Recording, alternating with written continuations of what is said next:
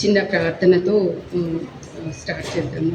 పరమందున్న మా గొప్ప తండ్రి, ఈ మధ్యాహ్న కాల సమయంలో మేము మిమ్మల్ని గురించి ధ్యానించబోచుండగా మీ ధర్మశాస్త్రమునందలి ఆశ్చర్యకర సంగతులను గ్రహించినట్లు ఇచ్చట చేరిన మా అందరి ఆత్మీయ నేత్రములను, ఆత్మీయ చెవులను, ఆత్మీయ హృదయములను తెరిచి మీ సర్వసత్యములోనికి మేము ప్రవేశించినట్లు మీ పరిశుద్ధాత్మని మా మధ్యలో బోధకునిగా ప్రసాదించండి.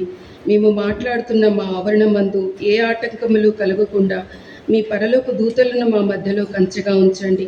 మాట్లాడబోచుండగా మీ సిలువ చాటును నన్ను పనుకు చేసుకుని మీ పరిశుద్ధ సింహాసనము నుండి కావలసిన వర్తమానమును మాకు దయచేయండి.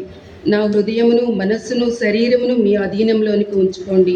పాపినైన నా పాపములు క్షమించుమని, మీరే మహిమ, ఘనత, ప్రభావములు పొందుకోమని మా ప్రభువును ప్రియరక్షకుడును అయిన యేసయ్య పుణ్యనామంలో వేడుకొనుచు ప్రార్థించుచు ఉన్నాము తండ్రి. ఆమె. ఒక చిన్న ఇన్సిడెంట్స్ని మీ ముందుకు తీసుకురావాలనుకుంటాను. జనరల్గా మనము ఒక పెట్స్ యానిమల్స్ని పెంచుకుంటూ ఉంటాము. అంటే అలాగే ఒక రీసెంట్గా ఒక 10-15 years బ్యాక్ ఒక లేడీ ఒక పైథాన్ని పెంచుకుంటుంది. అది కొంతగా పెరిగిన తర్వాత ఆల్ ఆఫ్ సడన్ ఫుడ్ తీసుకోవడం మానేస్తే ఆమె వెటర్నరీ డాక్టర్ దగ్గరికి తీసుకెళ్తుంది. ఇదేమీ భోజనం చేయట్లేదు అని చెప్పినప్పుడు డాక్టర్ క్వశ్చన్ వేస్తున్నాడు. ఏమని అంటే, స్లోగా అది మిమ్మల్ని కాయిల్ చేసుకొని పడుకుంటుందా అని అడిగినప్పుడు అవునండి, కొన్నిసార్లు అలా కూడా చేస్తుంది అని చెప్తుందన్నమాట. చెప్పినప్పుడు డాక్టర్ అంటాడు కదా, better to leave in forest అని చెప్తాడు. ఎందుకు అంటే అది మిమ్మల్ని కొలుస్తుంది, మీ సైజ్ని, మీ ఆకారాన్ని తను మింగేసినప్పుడు తన పొట్టని సిద్ధం చేసుకోవడానికి మిమ్మల్ని కాయిల్ చేసుకొని పడుకుంటుంది. కాబట్టి దానిని మీరు ఫారెస్ట్లో వదిలేయడం చాలా మంచిదని చెప్తుంది. ఎలాగా ఈ పాము ఆ యజమానురాలిని చుట్టుకొని పడుకుంటుందో అలాగే రోమా సైన్యం కూడా ఏం చేసిందంటే యేసయ్యను అత్యంత కిరాతకంగా, అవమానకరంగా, ప్రణాళికాబద్ధంగా, శారీరకంగా, మానసికంగా యేసయ్యను హ్యూమిలియేట్ చేసి చంపేయడానికి ప్రణాళికగా చేస్తుందన్నమాట. ఇక్కడ మనం చూస్తే కనుక ఆదికాండము 3:15 చూస్తాము. అక్కడ ఏమని ఉంటుంది అంటే, నీ సంతానానికి స్త్రీ సంతానానికి వైరము కలుగు చేస్తాను అని దేవుడైన యెహోవా చెప్తున్నాడు. ఏమని?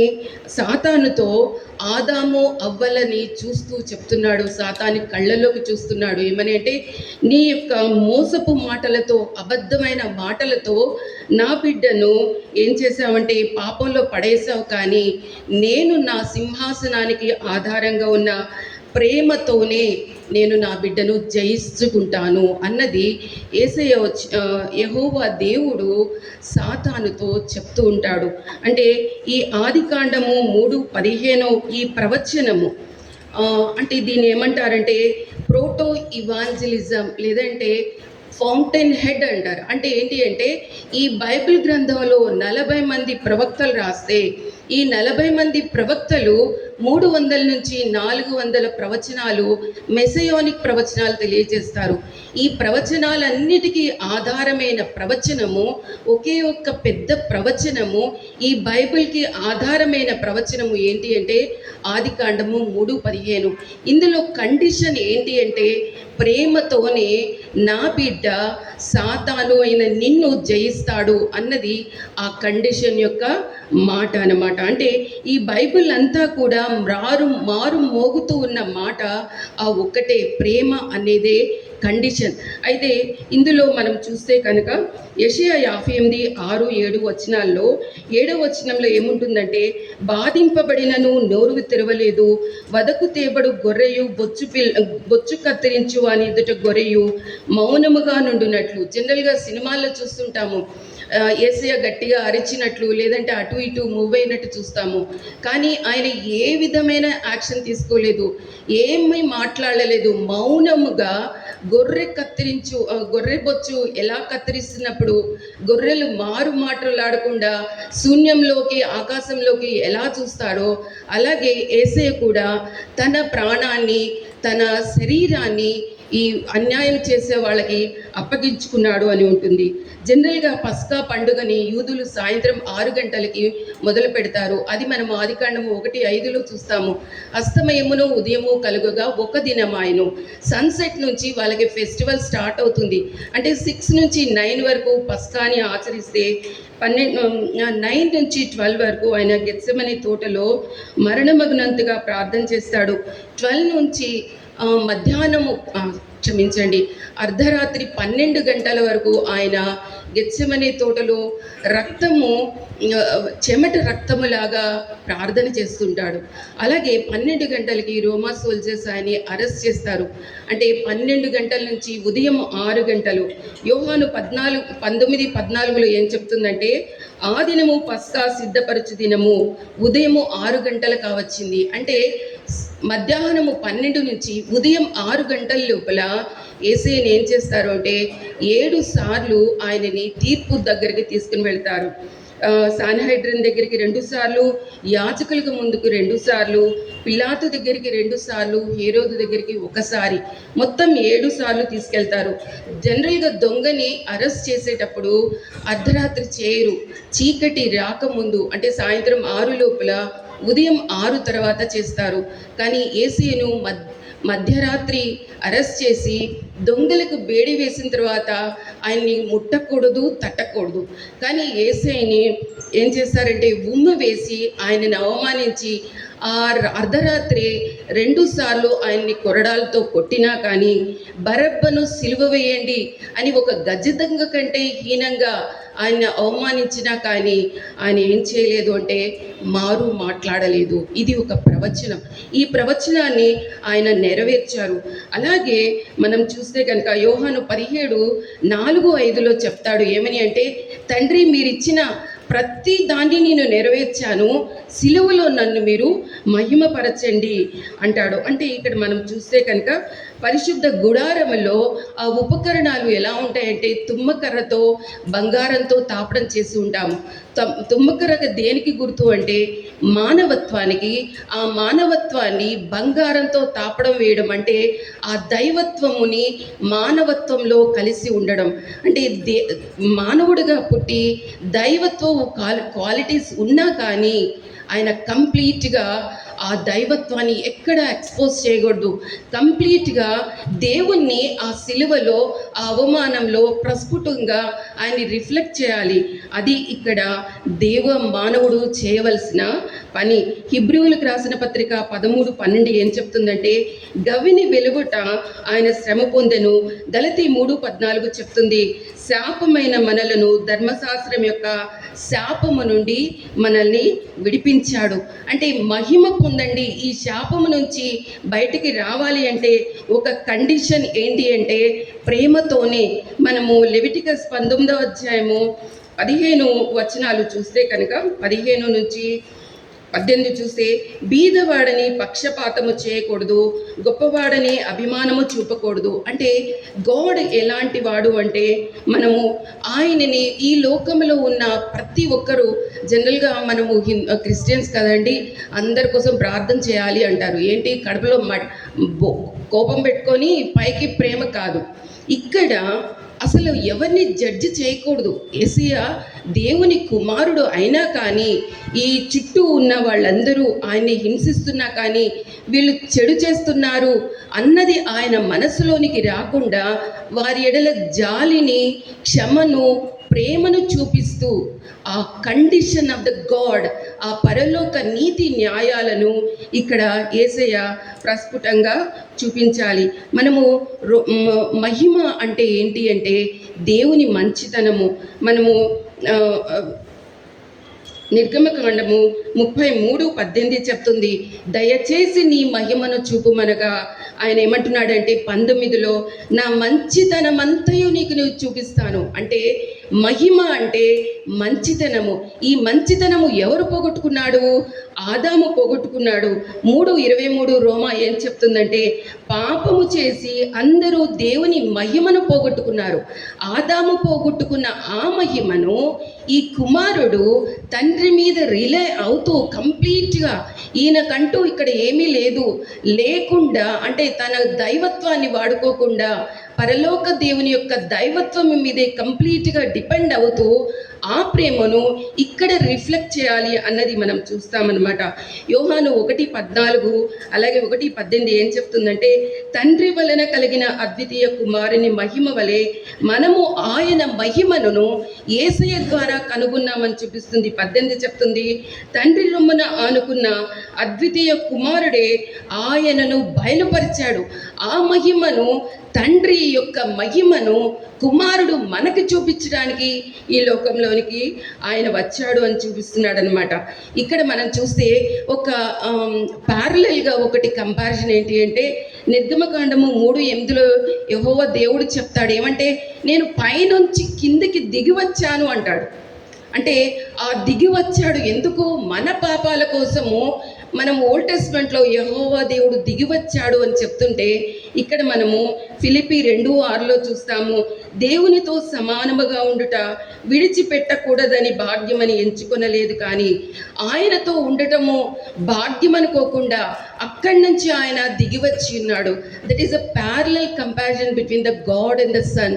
అంటే the character of the God is a love and the character of the son is a love.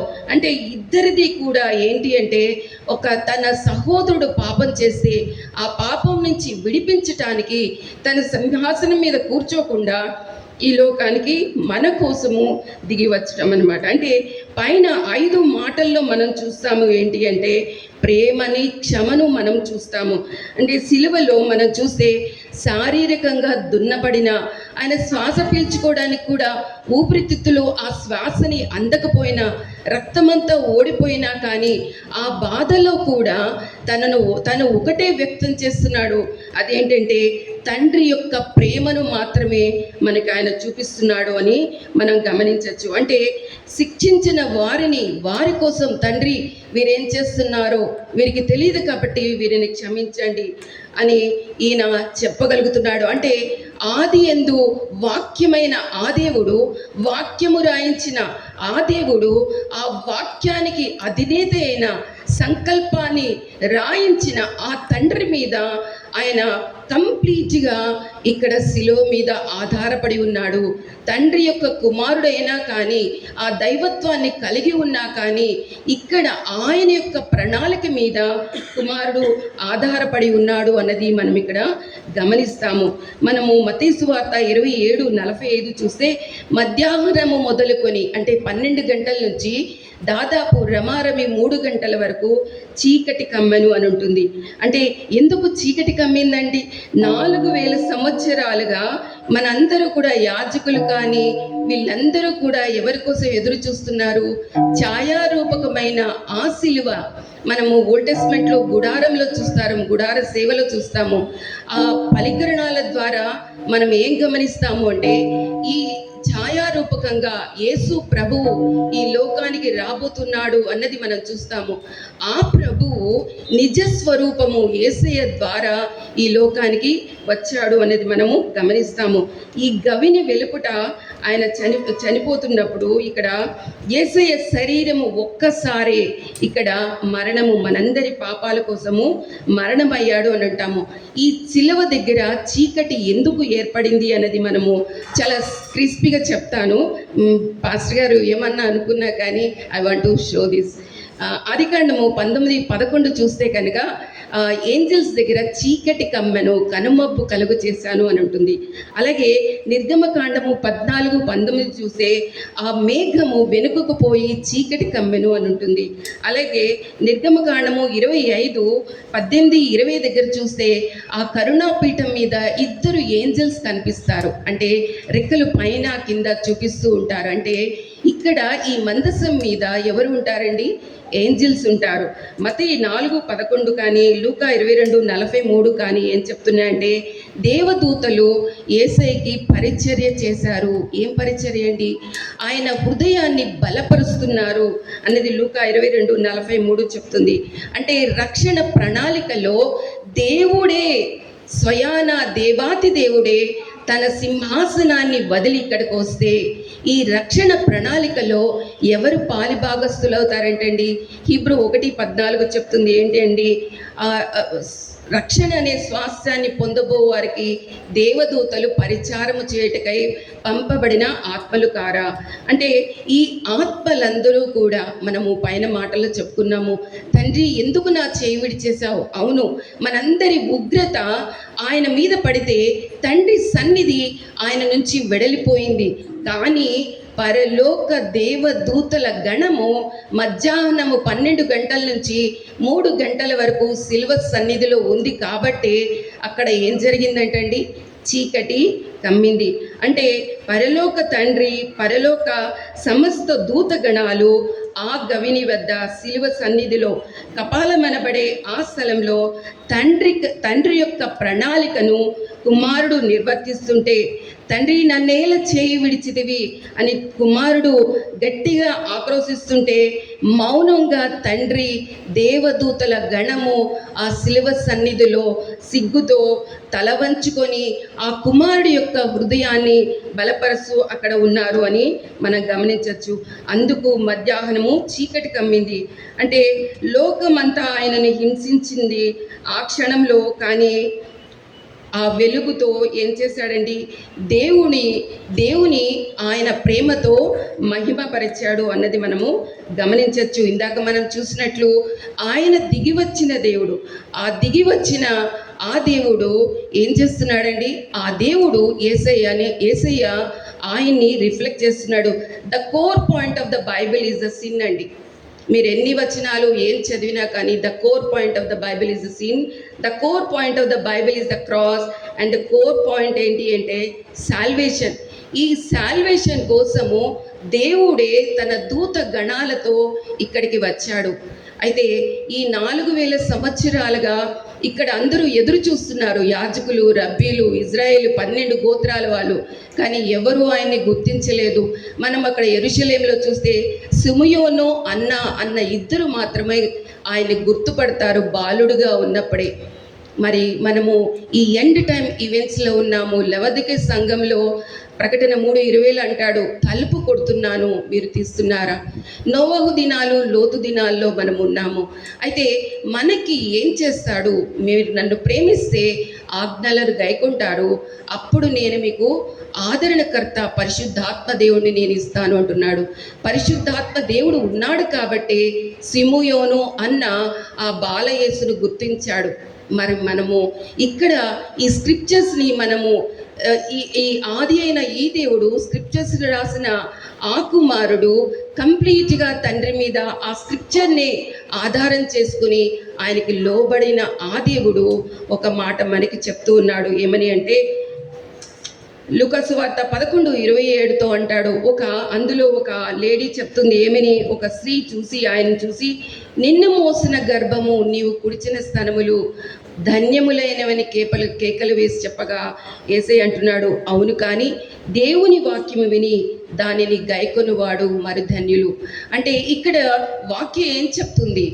మీరు నా ఆజ్ఞల్లో గైకుంటే, విధేయత చూపిస్తే తండ్రి, కుమారుడు, పరిశుద్ధాత్మలు మీతో ఉంటారు. ఎలా సిలువ సన్నిధిలో తండ్రి సన్నిధి, అలాగే పరిశుద్ధాత్మ సన్నిధి, దేవదూతల యొక్క గణ సన్నిధి అక్కడ ఉందో అదే మనకి ఇప్పుడు కూడా ఇస్తానంటున్నాడు. The thing is trusting the scriptures.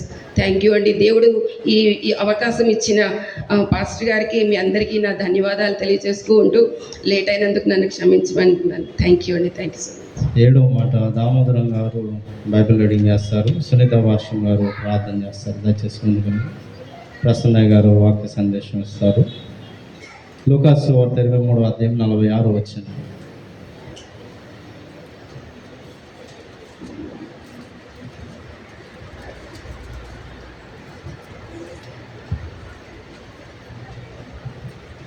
ఈ శుభ శుక్రవారం కొరకు ఏర్పరిచిన పాఠ్యభాగం లూకాసు వార్త 46వ వచనం. అప్పుడు యేసు గొప్ప శబ్దంతో కేక వేసి, తండ్రి, నీ చేతికి నా ఆత్మను అప్పగించుకుంటున్నాను నేను. ఆయన ఇలాగ చెప్పి ప్రాణం విడిచాను. ప్రార్థన చేస్తున్నాను. ప్రేమ కలిగిన మా నాయన, కృప కలిగిన తండ్రి, ఈ మధ్యాహ్న కాల సమయంలో తండ్రి నాయన 2026వ సంవత్సరం తండ్రి పండుగ శుక్రవారం దినాన, పరిశుద్ధ శుక్రవారం దినాన ఈ విధంగా నీ పాసన్నిధిలో గడిపే భాగ్యాన్ని మేము మా అందరికీ అనుగ్రహించినందుకే నీకు వందనాలు ప్రభా. ఇప్పటి వరకు తండ్రి నాయన నీ బిడ్డ ద్వారా తండ్రి మీరు సిలువలో తండ్రి నాయన పలికిన 6 మాటలని ధ్యానం చేసి ఉండగా తండ్రి నాయన బిడ్డ తండ్రి నాయన వారి పరీక్షలు చేసుకోవడానికి కృప చేయించాను నాయన. 7వ మాటగా తండ్రి నాయన మీరు తండ్రికి ఆత్మను అప్పగించుచుండగా తండ్రి నాయన ఆ మాటను చెప్పిన బిడ్డలు కూడా మీ సిలువ చేసిన మరుగుపరచండి నాయన. మా పాపాల కోసం తండ్రి నాయన మీరు తండ్రి నాయన శ్రమ పొంది తండ్రి నాయన మరి మమ్మల్ని తండ్రి నాయన పరిశుద్ధులుగా చేయటానికి తండ్రి ఈ కార్యాన్ని జరిగించాలని గుర్తెరిగి తండ్రి ఆ విధంగా పరిశుద్ధంగా తండ్రి నాయన నీకు ఇష్టమైన శ్రేష్టమైన జీవితాలు